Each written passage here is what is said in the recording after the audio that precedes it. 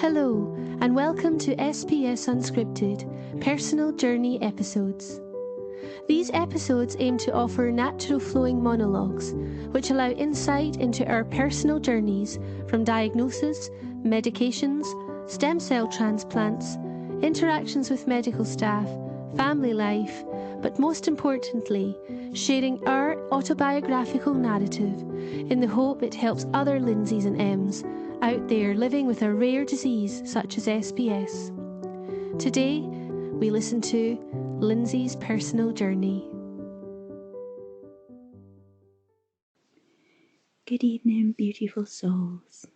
It's Lindsay for a few more moments by the candle in the dark. It has been somewhat of a challenging week. And with those challenges within this week, fatigue has been somewhat of a entanglement with SPS. I'm not too sure whether everyone has a chronic fatigue element that kind of becomes a partnership with SPS. That's how it feels for me, that the one feeds off the other. So with fatigue, I don't just mean it's been a busy day and I'm tired. Fatigue means that breathing is the only thing that I'm capable of doing. Now for some, that might sound extreme, but honestly, the level of fatigue for me, that's exactly what it's like. Even to the point of breathing, my oxygen levels actually drop.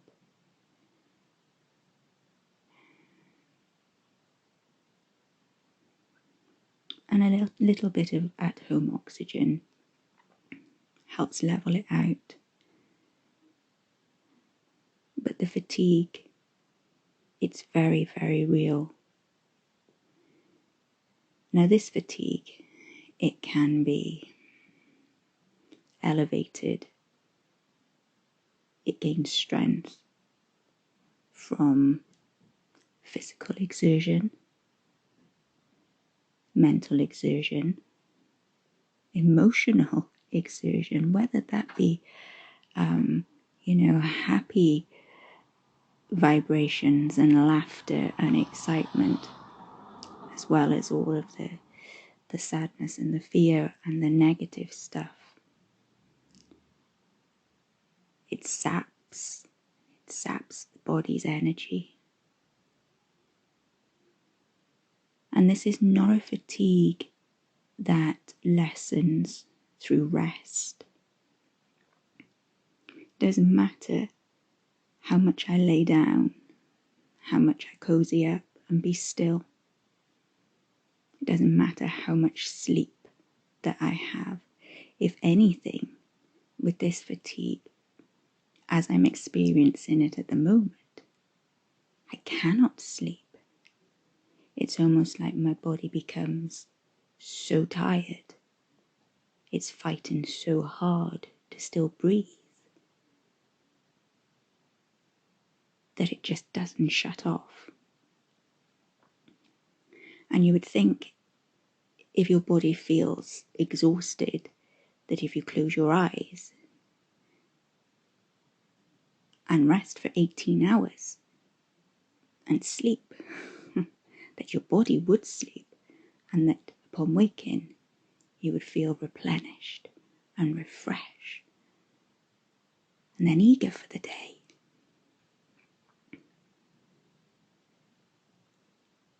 And to be honest with you, this week I have really had to tap in to all the things that I have been learning over the past few years of how to care for my physical self whilst this level of fatigue is taking place. To not become frightened and scared. To know that this too shall pass. As we know the waxing and the wanes with SPS, it too waxes and wanes with the fatigue. I mean, there are always levels of fatigue, but I'm talking about the extreme deep,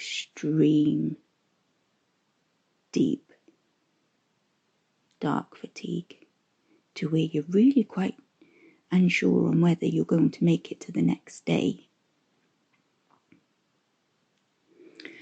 And I remember right at the beginning of my journey in 2009, this element, this fatigue, this chronic fatigue, it was extremely present. And it was terrifying because I didn't know how to deal with it, or even what on earth was going on with my physical self. And it wasn't just my physical self, it was my mental self. I mean, I went from being, quite a sharp-minded person to not being able to find my words, not being able to think, not being able to hold a conversation. I mean, mentally, not being able to do this. Like, whatever would come out of my mouth was just nonsense. My words would be all mixed up, or it wouldn't fit the sentence. It just wouldn't make sense. And then stopping in mid-sentence and just not even remembering what my last thought was. So not only were my legs failing me through fatigue, muscle fatigue, even though the muscle strength was there was muscle fatigue, if that makes sense.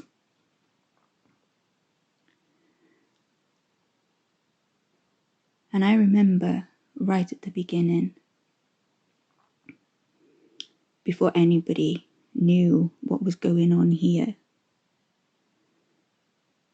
I remember sliding down the kitchen wall whilst my husband was ironing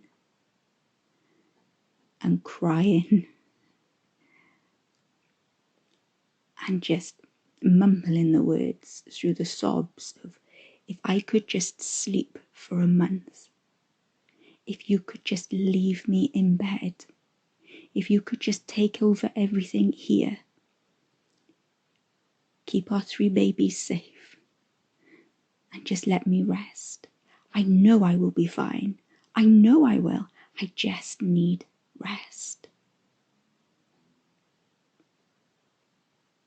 And God bless my husband. He contacted his work, who were amazing, by the way. And he said, please, I need to take this month for my wife. And they were so understanding. And they were so loving towards him that they gave him that month. And I slept and I rested. And I slept and I rested. But it made no difference. The fatigue didn't lift. It didn't lessen. If anything, it got worse.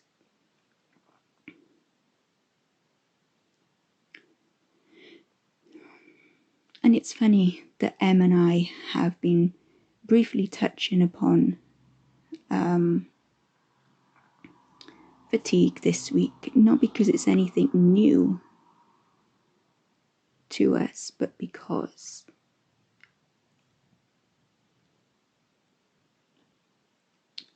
different life circumstances have been, intense this week.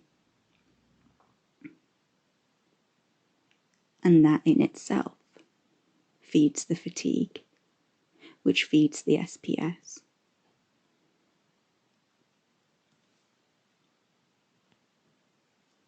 And I say we've only briefly discussed and chatted because I've not been able to hold those conversations. Our voice notes that we generally send back and forward every day, and we pick up as of when, we're feeling strong enough to do so, or that, particularly for me, that I'm able to tolerate the sound. But I have just not had the capability within my lungs and my throat to be able to send a voice note. We've not even recorded this week for our podcast. It was scheduled for today. But Emma turned around and said, at the beginning of the week, she said, I am making an executive decision. No recording this week, Lindsay. I need to take care of you like you take care of me. And she's absolutely right, because I would have pushed. And you probably would have heard me gasping on the other side, drawing for breath. It would not have made easy listening. But this evening, as the power in my lungs started to return, I thought, let's do something of service. Let's do something that I can say this week I have done something of value that will help someone else.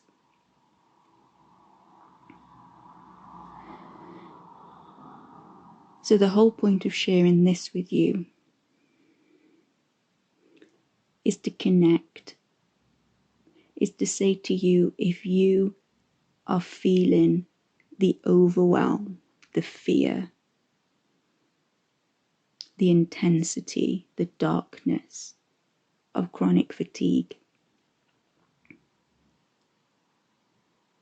that this too shall pass.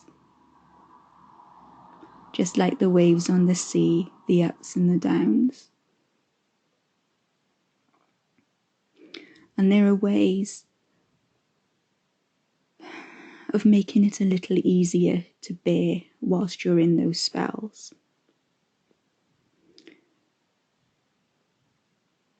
So back in 2009, I had no idea how to deal with this fatigue. For many years, I had no idea how to deal with this fatigue. It just terrified me. And living in fear, it doesn't serve. It doesn't serve the individual. It doesn't serve those around them. It doesn't serve the SPS. It just keeps on feeding it. But when you don't know how, when you're lost in that darkness of exhaustion, of not knowing whether you can pull for the next breath. I remember I got to the point where I was living off a liquid diet. I couldn't pick up a fork. The fatigue was so strong. So my husband would feed me, but then I couldn't chew the food. I remember fighting for independence, so he used to cook me, like baby food, children's food, or chicken nuggets and smiley faces, finger food I could pick up and feed myself. That was before I became vegetarian again. That's another story. But I couldn't do that. Like chewing, digesting, it was just taking so much energy.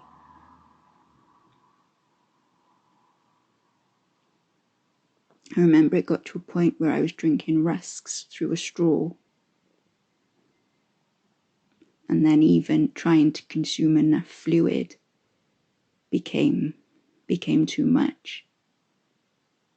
I ended up jaundiced, deeply dehydrated.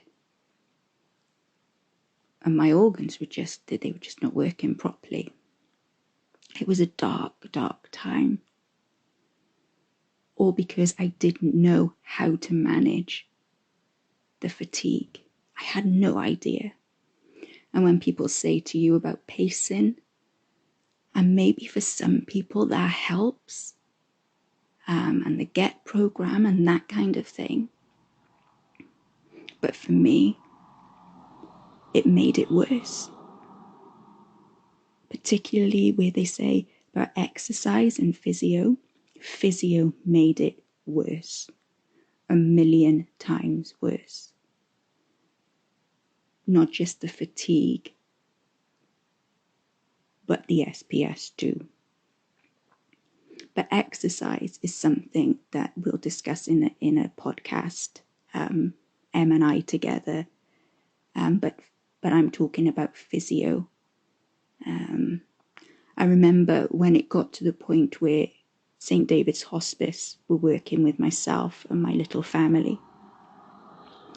And with them, they were in partnership with a beautiful lady who used to come to our home. And she would come and sit upon the bed with me and try and do physio from home, because it got to the point where I couldn't even make it to, out in the community physio. And I remember her sitting there with her head in her hands saying, I just don't know how to help you. I want to help you. I want to be able to support you. But I don't know how to help you. Because everything I do is just making you worse. But you know what a beautiful soul that lady was. Because she connected with me as a human being. She listened to me. She understood me. She could see me as Lindsay. She could see me as a woman. She could see me as a mum. She could see me as a wife. And my progress to her was important. Trying to help me was important. But unfortunately, it just didn't suit me, my body, the SPS that runs through my body.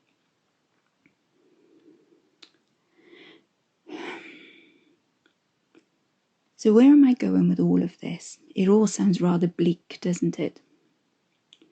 But I promise you it's not.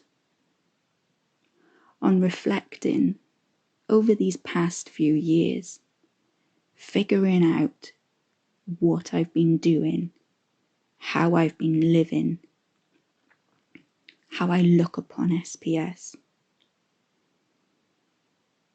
And for the longest of time, it felt like I was fighting against a ghost. And with the fatigue, that's what I did. I fought against it. I will not quit. You will not take me down. You will not win.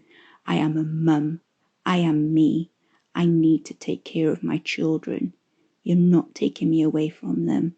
You're not taking me down. And I would fight and fight and fight that fatigue. And the more I fought it, the worse I got.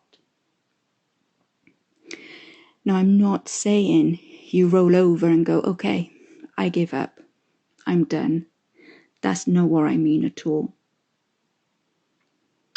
What I am saying to you is, listen to your body. Listen. It will tell you what it needs. Now, within that listening, hydration is so important. Keeping your electrolytes stable is so important. Eating nutritious food is so important.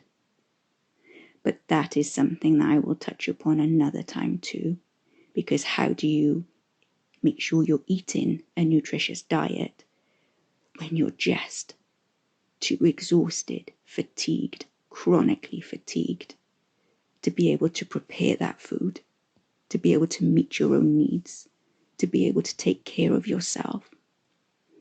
Because if you're anything like me, you will be fighting for your independence. You will not want people doing things for you. There is something that I am still working on now, asking for help.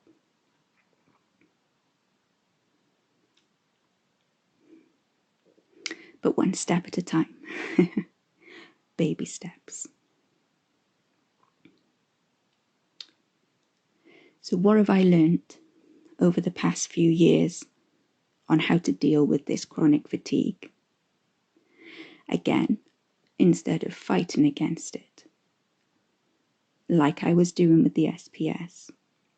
If you notice when I speak of SPS, I have learned to walk alongside it. Harmony, live in harmony. Give it a nod. Say, good morning, sir. How are you? I see you're there. That's okay. Now I'm going to do me. I'm going to do the Lindsay part of me. SPS, that's fine, you're there. But I'm concentrating on Lindsay right now, not you. And that's the way that I am doing my best to approach the fatigue. Is to nod and say, okay, you're there. I acknowledge you. I accept that you're there right now. This intensity is huge. So, okay, you've got the dance floor right now, but that's all right. Because I also have tools in my pocket that I can use. I got a pair of dancing shoes in there myself. And I can take the floor too. Hypothetically speaking, of course. So what I am saying is, I walk alongside chronic fatigue. I respect it. I allow that it needs its time to do its thing. And with that, I take time to rest during the intensity of chronic fatigue. There is nothing but rest that I can do. But whilst I am resting, my heart is not in a place of fear. It is in a place of calm. It is in a place of love. It is in a place, can I say, joy, in the respect that I know that my body knows what to do, that it will carry on with its healing, with its functioning,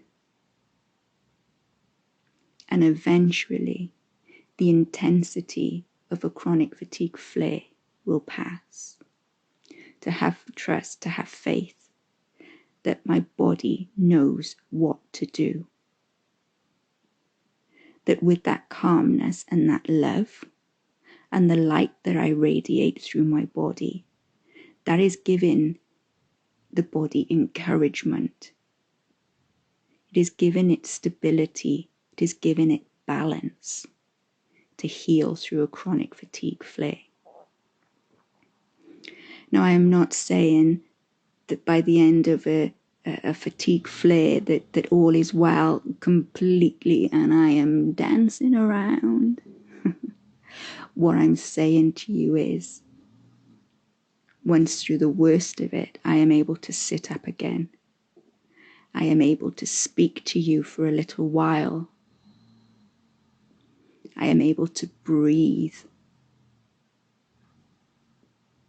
And I am able to know that I, Lindsay, I'm the one on the dance floor now, tip-tap in my shoes. What I did struggle with this week was the fact that I didn't have the strength to pick up a pen, to hold a pen. to be able to do any writing, that I wasn't able to read because my brain was too fatigued to even take in a few words. I didn't have the strength to hold the weight of the book. And above all, what got to me most was that I was not able to talk fully, to concentrate, to be able to exchange words with my husband and with my eldest daughter, that I needed to be cocooned in my room, in the silence. So no reading. I'm a bookworm. So no reading. It doesn't put me in a good place. I love to read. I love to learn. I love to fall into a book and become part of another world through someone else's imagination of what they've created and the characters. And then writing is who I am. And that is something that I have been struggling with for many months, not being able to write. Some reasons from fatigue, others from SPS, and others for reasons I can't even make sense to myself, because writing is my happy place.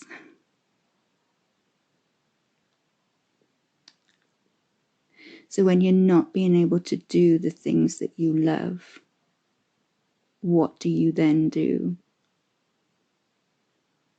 And quite honestly, through the fatigue, I place my hand on my heart. I breathe as best as I can, because even breathing exercises, when you're that fatigued, becomes impossible. And I allow a light just to drift through me.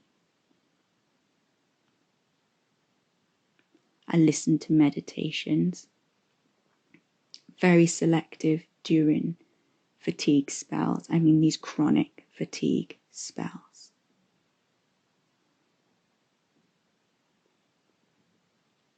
But when you can, sorry, the light on the phone went. When you can find pieces that you connect with, they are the pieces that will carry you through.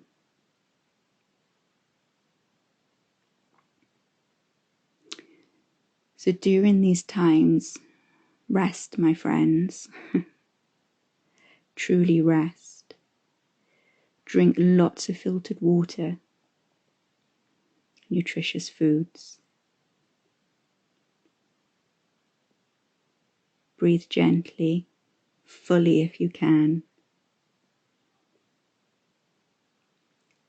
Listen to music that settles your heart and brings you joy. I like cozy jazz, classical. All gentle though, nothing too like crazy and busy. Meditations. Even if you can tolerate sound with regards to just listening to gentle podcasts, conversation with people that feed your soul, that lift your heart, to allow time to pass. And I think from this, even sat talking here now, knowing your limits, because for me, my chest is now pushing in, my palms are starting to sweat, and my body is saying, okay, Lindsay, you've done well. You've spoken for a while. It's time to rest now. So honour your body. Listen to your body. And don't fight. Don't fight it. Learn to walk alongside it. And as you respect it, it will respect you. And hopefully, the intensity of the fatigue will remain much more manageable and less scary.